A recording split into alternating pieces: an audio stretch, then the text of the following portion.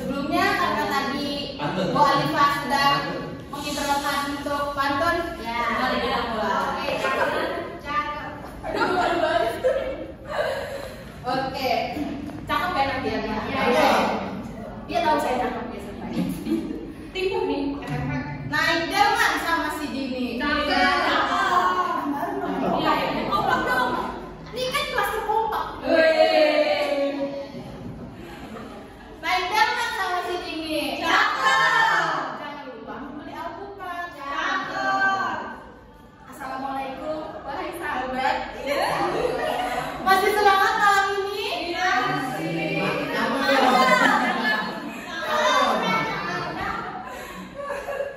Oke, teman-teman. Assalamualaikum warahmatullahi wabarakatuh semuanya. Oke, di sini sebenarnya kelompoknya harusnya beranggotakan 4, cuma karena memang Tansu saat ini berhalangan hadir karena dia lagi sakit, ya kita doakan aja semoga dia bisa segera sembuh dan dia bisa beraktivitas kembali. Amin. Jadi kita ya udah pada kenal ya kita semua ya. Saya Vivi, ini Tiara, satu yang pakai baju hijau itu namanya Diva. Yang nggak masuk Febri. Dari sini juga udah tampak ya. Kita akan mau membahas tentang apa. Dari backgroundnya juga udah kelihatan ya, coklat-coklat. Gak mungkin kita bahas diri ya. Bisa kelihatan gitu ya. Tapi sebelumnya mau tanya dulu nih teman-teman. Dapat gopay nggak? Sudah. Aduh.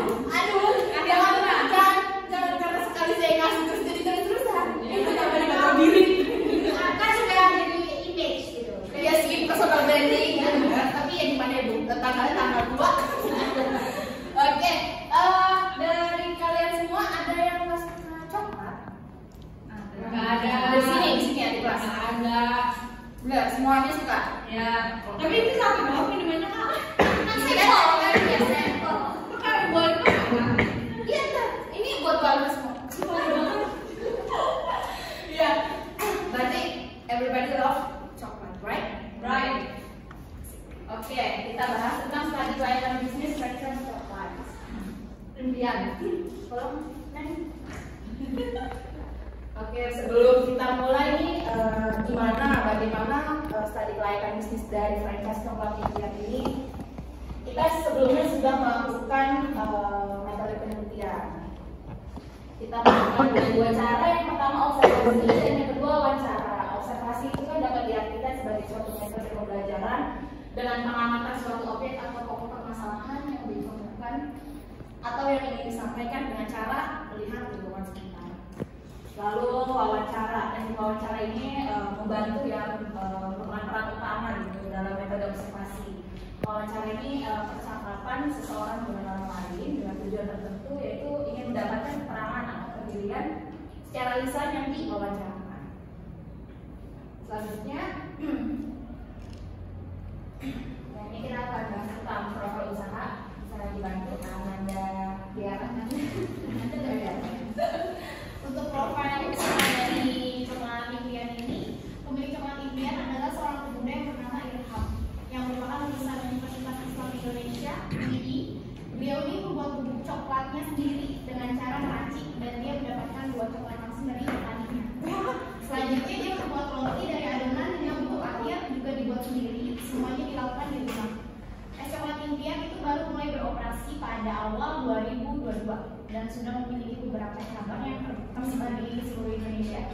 Salah satunya di Kota Tangerang yang berada di Jalan Garut nomor 8 daerah Perum. Nah, mungkin yang orang Perum ada yang pernah ke sana? Enggak.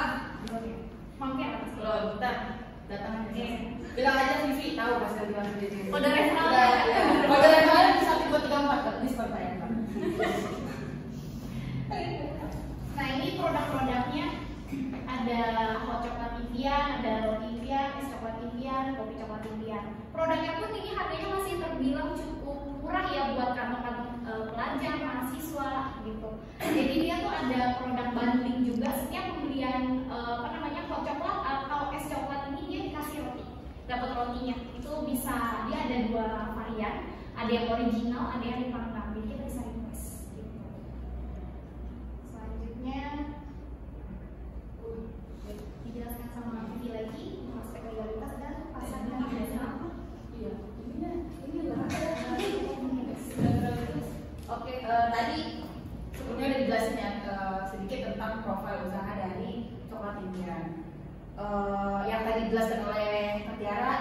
itu sebenarnya general pada saat pertama kali coklat impian ini dibentuk, karena kan memang coklat impian ini saat ini udah banyak ya franchise-nya, ada di Pasar Lama, ada di Garden Circle kalau untuk daerah Tangerang. Terus yang terdekat dari kita itu di Perum, Perumnas.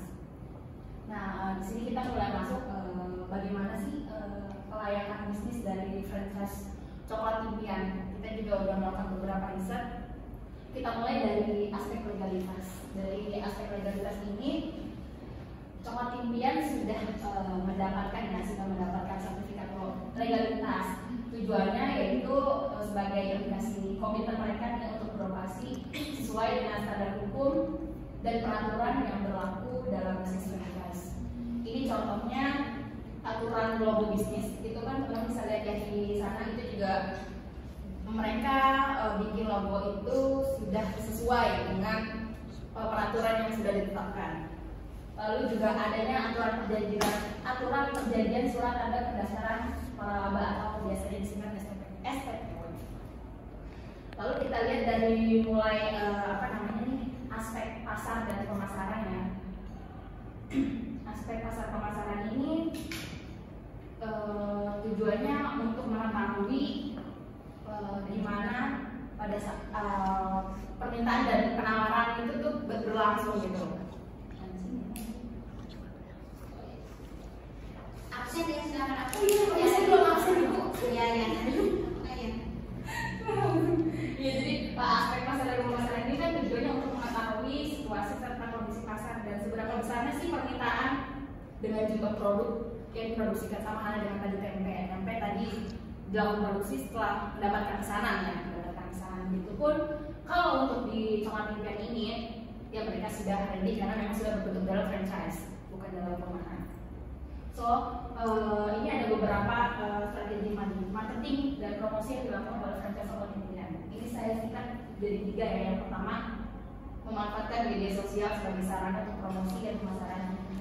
We know ya, the most population in Indonesia itu paling banyak saat ini didominasi dengan generasi Z. Kamu yang generasi apa ya? Alpha ya? Alpha.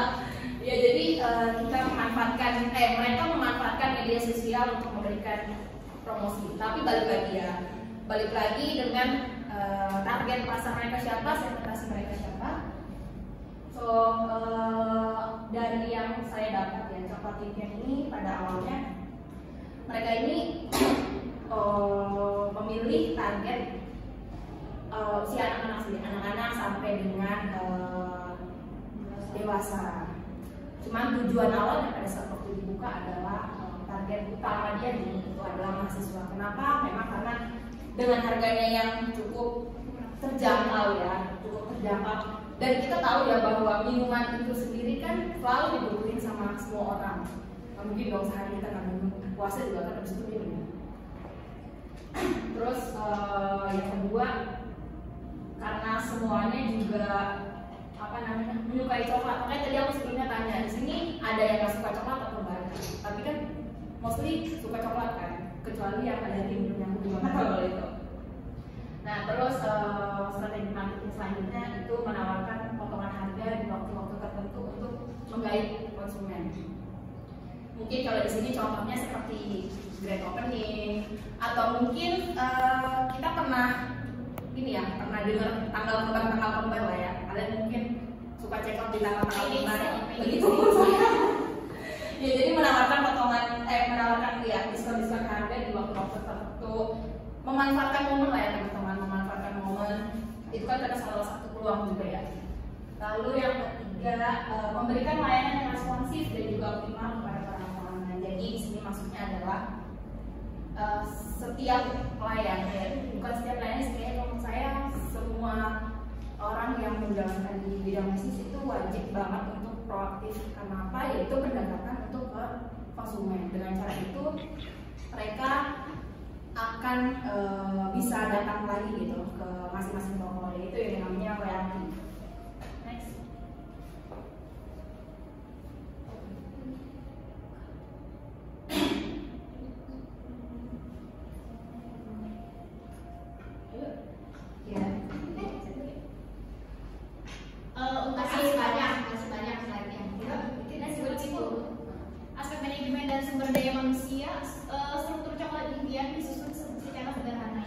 pemilik usaha berada di posisi paling atas.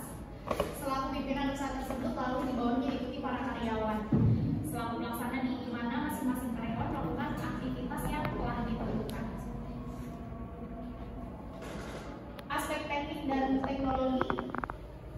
Di sini ada aspek teknik dan teknologi. Jadi di aspek teknologi ini ada beberapa sistem manajemen inventory dan sistem pemesanan dan pembayaran online. Jadi pembayarannya nggak hanya cash.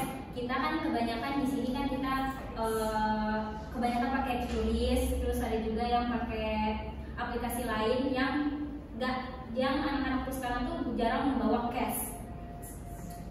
Terus layanan pelanggaran online. Jadi layanan pelanggaran online di sini kita nggak harus datang ke outletnya, bisa pesan di GrabFood atau GoFood, udah terdaftar. Shopee Food juga udah ada. Jadi mereka nggak hanya di outlet aja, jadi mereka di pembelanjaan online juga udah disediakan. Pelatihan dan pengembangan berbasis learning. Jadi sebelum membuka franchise-nya, mereka juga bakal dilatih oleh yang manajemen Coklat Impian untuk gimana sih mengembangkan usahanya, bagaimana sih untuk meningkatkan penjualan. Jadi itu sebelum membuka itu ya di Coklat Impian memberikan pelatihannya dulu dan cara-cara penyajiannya. Dan di sini ada aspek finansial. Franchise Coklat Impian juga di cabang Karawaci menggunakan modal sendiri untuk membuka franchise Coklat Impian. Saat ini franchise Coklat Impian cabang merupakan franchise Coklat Impian cabang Karawaci memiliki 2 pegawai. Satu merupakan istri dari owner franchise sendiri. Satu lagi dari pegawainya, dari direktur dari owner itu. Semua biaya-biaya itu dikelola oleh ownernya dan dengan jarak jauh untuk menemukan rencana investasi melalui perhitungan biaya dan manfaat yang diharapkan dengan membandingkan antara pengeluaran dan pendapatan. Kita di sini sih nggak terlalu nanyain sampai mendalam tentang keuangannya, tetapi untuk kita hanya kita udah mulai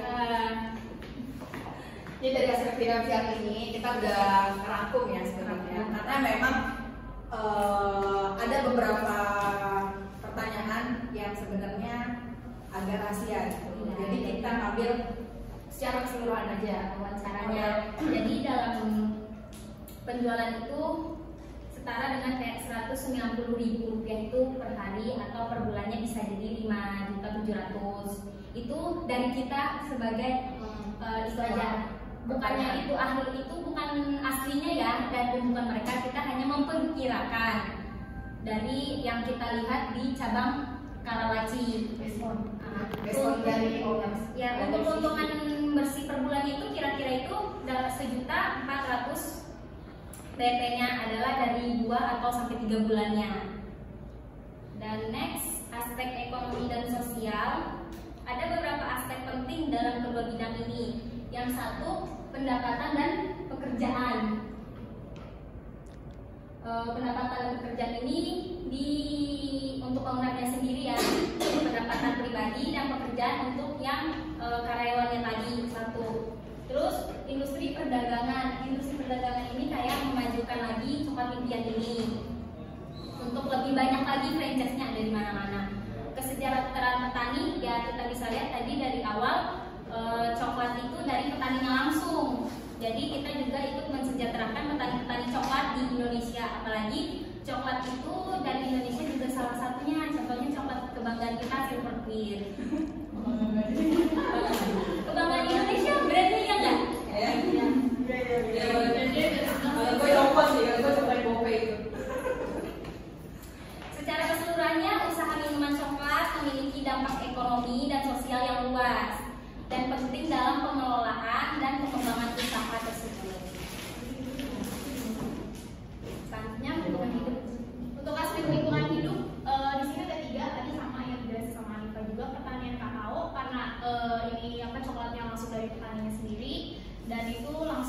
stabil dan diracik langsung sama si pemiliknya. Terus untuk penggunaan air, ini penggunaan airnya air bersih ya pastinya. Untuk yang ketiga pengemasan dan limbah. Nah kebetulan kan ini karena ininya di take away, jadi kan produknya kan kayak gini. Tapi kalau untuk dine in dia ramah lingkungan kok, karena dia pakai wadah piring atau yang tadi yang di slide dua tadi itu, ya. Yang tadi di produk. Nah ini wadahnya, gelasnya sama piringnya juga sama vintage gitu lah. Jadi ramah lingkungan kalau untuk dine in ini kan kebetulan karena kita di take away, jadi pakai kemasan. Baca poinnya aja. Oke, thank you teman-teman yang tadi udah jelasin juga dari berbagai macam aspek. Ini kita bisa ambil kesimpulan dengan menganalisis berbagai aspek dari mulai legalitas, pemasaran, keuangan, lingkungan hidup dan lainnya secara keseluruhan. Memang studi pelayanan bisnis ini menunjukkan bahwa coklat impian memiliki potensi besar untuk kesuksesan dan pertumbuhan di pasar bisnis franchise makanan dan minuman. Cuman ini belum. Namun memang untuk mencapai potensi tersebut manajemen harus benar-benar memahami tantangan dan apa challenging yang mungkin akan dihadapi masa yang akan datang, termasuk persaingan pasar, perubahan tren konsumen.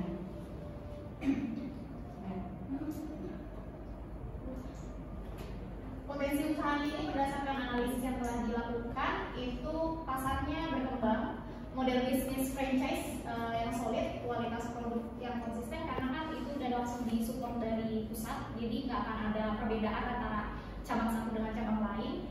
Untuk peningkatan kelanjutan bisnisnya juga menjanjikan. Secara keseluruhan, potensi usaha dari studi kelihatan bisnis franchise coklat impian ini menunjukkan bahwa bisnis ini memiliki peluang yang sangat kuat untuk kesuksesan dan pertumbuhan di pasar yang kompetitif.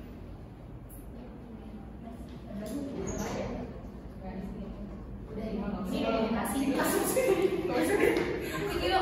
Boleh dilihat. Iya boleh ya. Sambil dicatat dulu ya pertanyaan, mungkin pertanyaannya dicatat dulu aja. Apa untuk menjawabnya hari Selasa ya.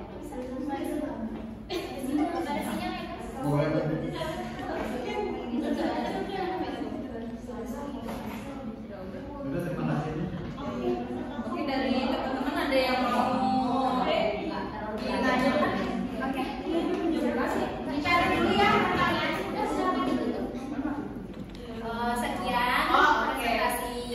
presentasi dari kita. Iya ada. Cuma sabar.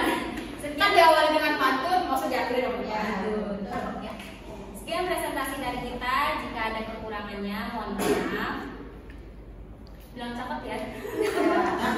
Belum. Haus sama cakep. Naik delman sama si Dini. Cakep.